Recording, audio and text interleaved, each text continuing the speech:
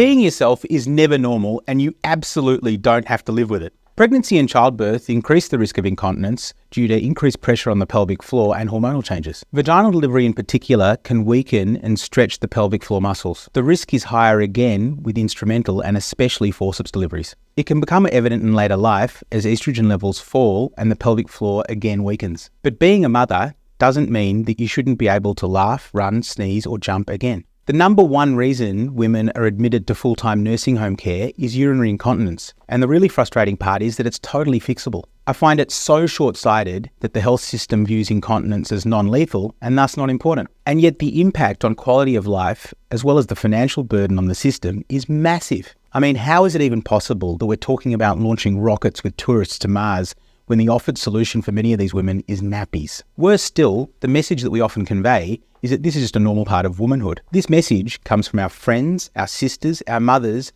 and sometimes even health professionals.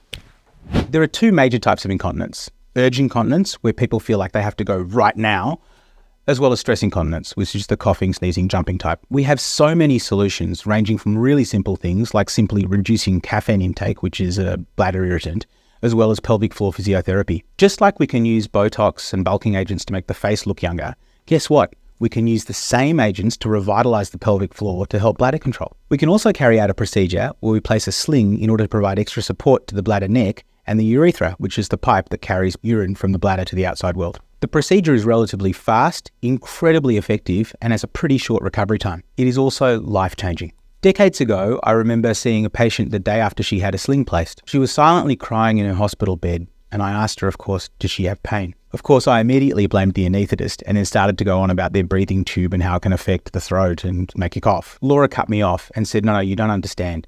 It's the first time in years I've been able to cough without having to brace myself or lose control. There are many ways to treat incontinence, and it's totally fixable in most women. The solution is not a nappy.